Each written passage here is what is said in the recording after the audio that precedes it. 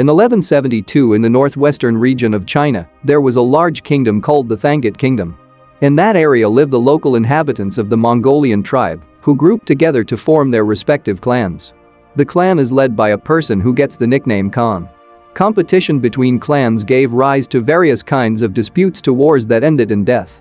The clans competed with each other because none of them had yet managed to unite all the Mongol tribes. Yasuk is the leader of a fairly strong clan. Currently, Yasuk and some of his men are accompanying Yasuk's son, Temujin, who is still 9 years old, to find a wife. This is the custom of the Mongolian tribe, namely they marry at a young age. Yasuk intends to bring Temujin to where clan is strong enough too. But because the distance was quite far, they decided to rest in a small clan led by Yasuk's best friend.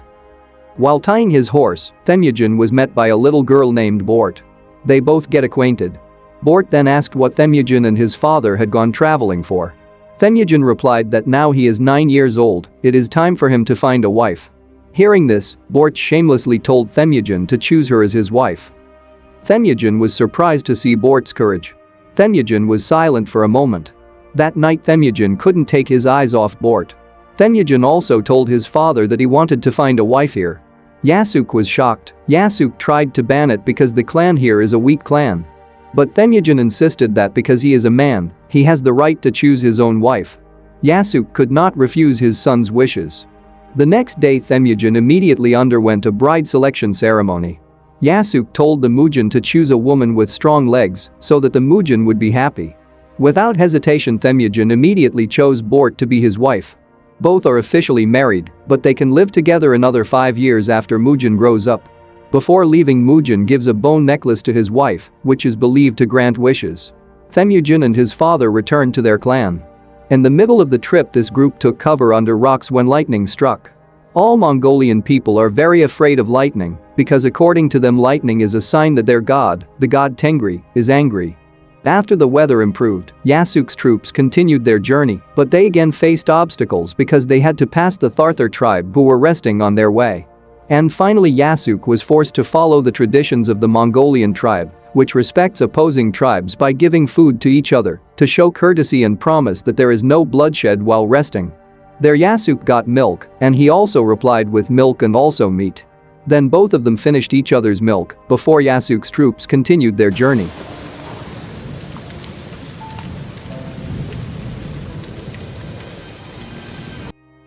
When halfway through the trip Yasuk suddenly fell from his horse because it turned out that the milk he had been given earlier had been poisoned.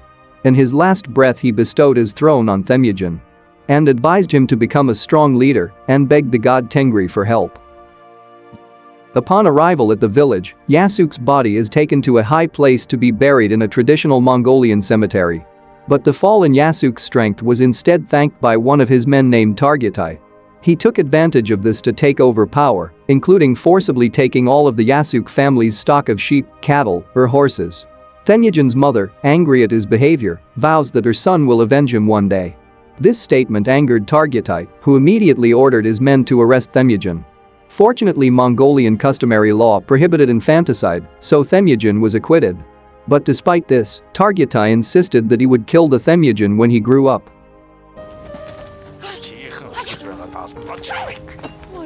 After Targetai and his followers left, Temujin was told by his mother to hide to save himself. While her mother would be there holding out with her 2 younger siblings. Alone, he walked in the cold towards the sacred mountain because he remembered his father's message to ask the god Tengri for help. But because the mountain was too far Temujin fainted on the way and was found by a boy from another tribe named Jamuka. They also talked a lot, including Temujin who told about his fiancée, Bort, and his family who had been betrayed. Because they were getting closer, they finally agreed to become blood brothers, with the symbol of drinking each other's drops of blood mixed with milk. That night, Jamuka also promised that if he became Khan, he would make Temujin his representative.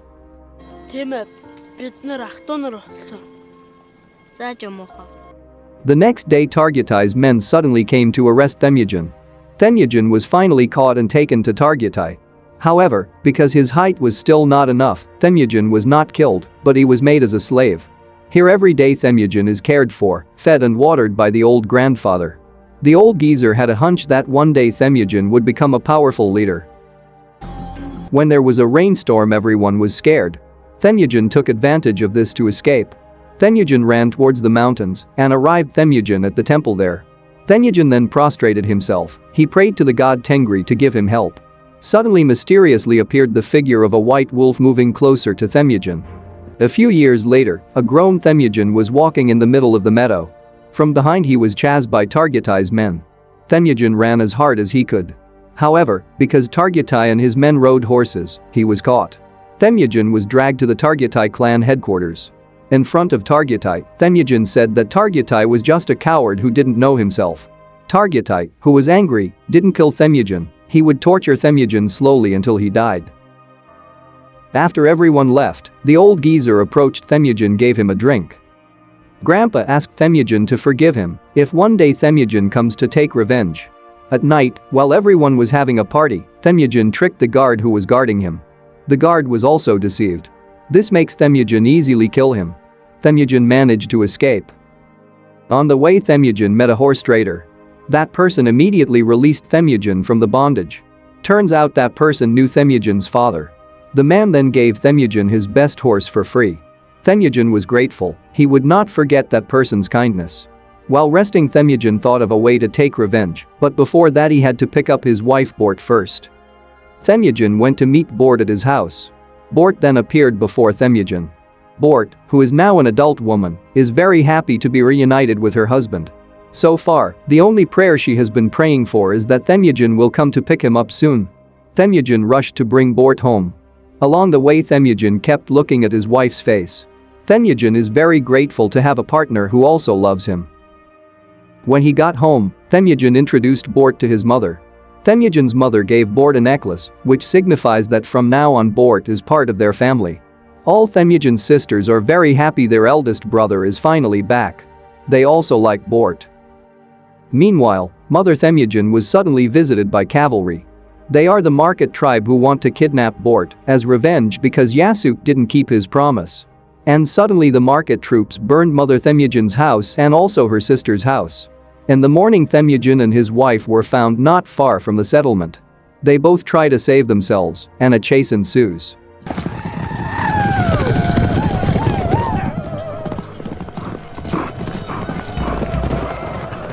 Seeing that her husband was hit by an arrow, Bort finally chose to give himself up by whipping the Temujin horse to bring him back to his mother's house. A few days later, after the wound had healed, Temujin came to the Jamuka settlement, and Jamuka was very happy, especially when he was given a sable coat as a gift. It turns out that Jamuka has also heard about Bort's kidnapping. But he advised Temujin to find another wife, since the Mongols never go to war over a woman. Here Temujin still insists that he has brought several people who are ready to fight. Seeing the seriousness of his brother, Jamuka was finally willing to help. As long as Temujin is willing to wait a few months, so it won't be seen that the attack was caused by a woman. Because he needed additional troops and had no other choice, he agreed to wait for the right time. A few months later, it was finally time for the attack. Jamuka and Temujin went to Market Tribal area. And when they arrived at the rock area, they were suddenly attacked from various directions.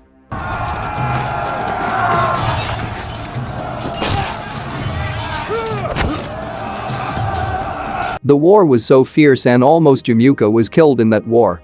Lucky Temujin immediately provided assistance so that Jamuka could survive and continue his war again. Temujin himself went to the market settlement in search of his wife. But before that, he again had to fight some of the guards. With his toughness and speed in fighting, Temujin easily defeated several guards who were there. Until in the end he also found a pregnant Bort in one of the houses. Not long after, Jamuka caught up with him and was very happy when he saw his brother reunited with his wife.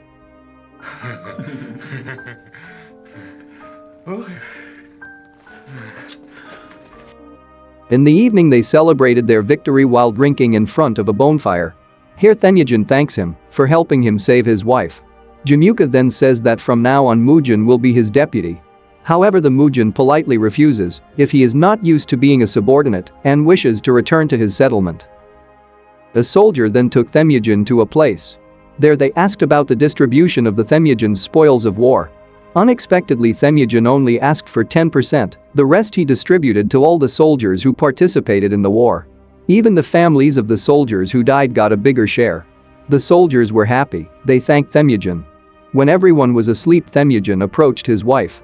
Bort told Temujin that in a kingdom there cannot be two kings in it. The next day, when Jamuka woke up, he saw that Temujin had left him. Not only that, it turned out that several of Jamuka's men chose to go with Temujin. Jamuka gets angry and thinks this is an insult. Jamuka immediately mounted a horse chasing Temujin. After successfully chasing Temujin, Jamuka asked his men why they betrayed and left him. This former member of Jamuka thinks that Temujin is more generous. From now on they will choose Temujin as their leader. Jamuka then asked Temujin what all this meant. Temujin replied that he could not refuse anyone who wanted to go with him. After all, Mongolian law said that anyone was free to choose their own leader. Jamuka's sister then asked her former men to return the horse she had given her. But the people refused to give it back because the horses were already theirs. Jamuka was silent and left them. One day Temujin's men saw someone stealing their horse. They rushed after the horse thief. They shot one of the horse thieves to death, but it turned out that the person they killed was Jamuka's younger brother. They went home and told Temujin this. Realizing that this would trigger a war, one of the soldiers confessed that he shot Jamuka's younger brother. He was willing to be beheaded to be handed over to Jamuka. Temujin, who was confused, then asked his wife's opinion. Bort replied, "Does Temujin have the heart to kill his own troops, who have taken pains to protect the clan belonging to this Temujin?" A while later Targutai came to meet Jamuka. Targutai heard the news that Jamuka's younger brother was killed by Temujin's men. Targutai intends to help Jamuka get his revenge on the condition that Jamuka surrenders Temujin to him. Jamuka smiled. Jamuka realized that Targutai was afraid of Temujin to the extent that he wanted to work with him. Jamuka became more and more convinced that on this Mongolian plain, there were only two of the most powerful Khans. The first is himself, and the second is Temujin. Long story short, Jamuka and Targutai combined their troops to chase the group of Temujin clan. Being in front, Temujin realized this. His men were frightened because the number of Jamuka troops was 10 times more. Then Temujin sent some of his men to take the women and children away, while he will hold back by utilizing the existing valley. At that time everyone said farewell, including Temujin, with his children and wife. Bort gave back the white raven fork bone he had kept from childhood and asked his husband not to forget it. After the women and children left, Temujin prepared with all his troops. Despite the fact that they had to fight 10 times the number of enemy troops. After face-to-face, without waiting long, Jamuka immediately ordered his troops to attack.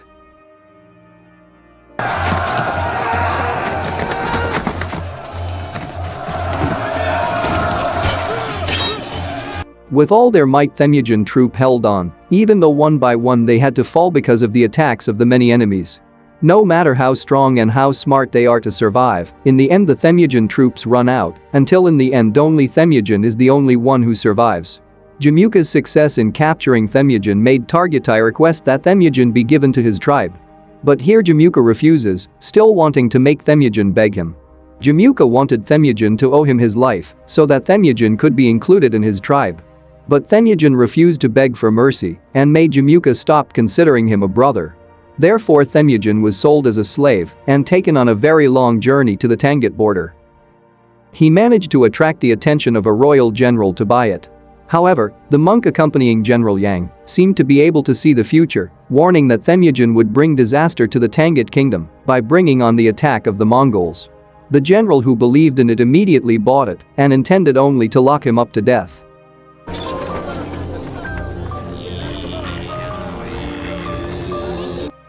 For months Temujin survived in confinement in the middle of a crowd. In prison it was written that these were the Mongols who would destroy the city of Tangut. Many of the residents made fun of Temujin, who was now in a weaker condition because he was constantly left to roast and starve. He only eats by trying to catch the birdgie fishes with their skins peeled off. And to drink he must wait for the rain to fall. One day the monk who saw the Temujin's steadfastness came to apologize for the behavior of his citizens. He begged not to touch his monastery if one day Temujin became the lord of Tangut. Temujin also tried to trust a monk by giving him a white crow's fork bone to be given to merchants from the Mongols who would later deliver it to his tribe.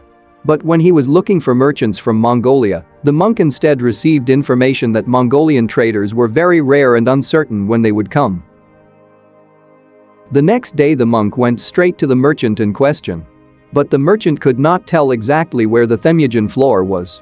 The monk was forced to walk alone through the meadows, climb the mountains, through the sand valley in search of Bort. Many days the monk made this journey. Because of his old age, the monk couldn't take it anymore and died on the way. Somewhere Bort suddenly woke up. He seemed to have a premonition. Bort invites his son, namely Juchi, to hurry on a trip. Bort and Juchi found the body of an old priest who had died. Bort also found a necklace belonging to Temujin. Realizing that her husband is still alive, Bort intends to go to town. While resting, Bort saw a group of traders passing by. Bort asked the merchant to take him to town. But the merchant refused, knowing Bort must have no money to pay. Bort replied she would do anything as long as she could get to the city. The group then took Bort to the city. A few years later, Bort, who is now the wife of a rich merchant, saw the place where Temujin was being held. Temujin was very happy to see his wife again. That night, Bort secretly met the guards who detained Temujin. With the money he has, Bort bribes the guard to release Temujin. The officers immediately threw the key to Temujin to get out. Temujin immediately jumped and got into the horse-drawn carriage Bort was carrying. On the train, Temujin sees Juchi, who now has a younger sister named Monjin. Bort is forced to remarry to a rich merchant in order to get money to free Temujin. Temujin told the two children that from now on Temujin was their father. Bort told Monjin to forget about his previous father. Arriving at the inn while resting, Monjin asked his older brother about their new father. Juchi calms Monjin down. He tells that Temujin is the best father ever. The next day in the meadow, Temujin was playing with his son Juchi. Monjin smiled seeing his new dad, it was so cute. While having lunch, Temujin asks how old Juchi is. Juchi replies at this time he is 10 years old. Temujin also remembered that Juchi had to find a life partner. Temujin promised to help Juchi find a great wife like his mother. While lying down, Temujin asked why his wife kept contemplating. Bort replied that currently the Mongols are increasingly barbaric. They kill and steal without law. Even today they are free to kill women and children. Hearing this, Temujin got up. He felt compelled to fix the rules of the Mongols. The only way is for Temujin to rule over the entire Mongol plains completely. Temujin also said goodbye to go a few more years. Temujin goes to Sacred Mountain to pray to God Tengri for the success of his plan. In this prayer, Temujin mentions the four main laws of the Mongols. In his prayer, Temujin mentions four main laws of the Mongols, which include the prohibition against killing women and children. Fight the enemy to the last drop of blood, must not forget the debt, and may not betray the Khan. Temujin is determined to uphold the law even if it means killing half of the Mongols.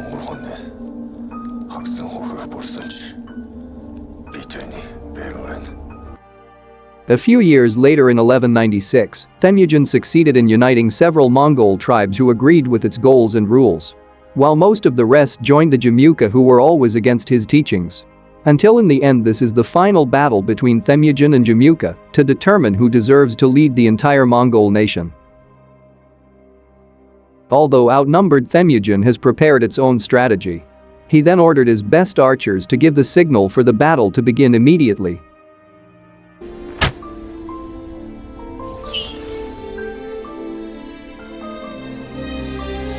His special forces were deployed first to meet the first attack.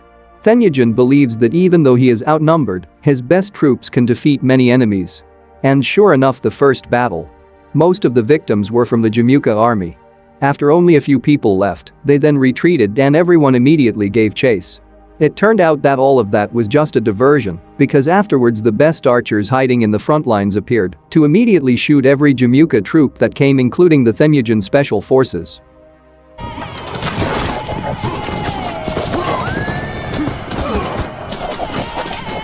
Jamuka, who realized that he had lost the strategy, immediately mobilized all his troops to advance. And Temujin was never afraid to immediately order all his troops to attack. It was then that the sky darkened and the lightning continued to flash. This incident made the Jamuka troops scatter for fear of lightning. But the Temujin troops remained in position until they succeeded in eliminating the Jamuka troops.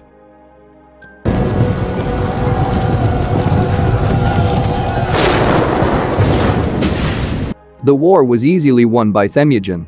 When finished, two of Targutai's subordinates reported that they killed Targutai because they were trying to escape. But instead of being accepted, the two men were killed instead for violating the rules of betraying their own Khan. All captives who surrendered were lined up and made into Temujin warriors. Except for the old grandpa who used to feed. The grandfather was given 100 horses and appointed as his advisor. In the evening, Temujin met Jamuka, who had been captured. Jamuka asks why Temujin is not afraid of thunder. Temujin replied that now there is no place to hide anymore. This makes Temujin not afraid of anything. Temujin took turns asking Jamuka what he would do if Jamuka were in Temujin's position right now. Jamuka replies he will surely kill Temujin. Temujin won't do it. Temujin instead just frees Jamuka because Temujin still thinks Jamuka is his brother. One night from the top of the hill, Temujin and Bort looked at the millions of his resting troops. Temujin asked Bort for permission to finish what he had started. Bort doesn't ban Temujin because this is all the destiny of Temujin. One day Temujin prepares to invade the Thangit kingdom. In 1206 officially Temujin became the emperor of the Mongol Empire. He was known as the Great Emperor Genghis Khan. The Thangit Empire was destroyed by the Mongols, but Temujin left the temples of the monks intact. Genghis Khan's empire began and became the second largest empire in the history of mankind. And movie is over. Thank you for watching. Look forward to the next video.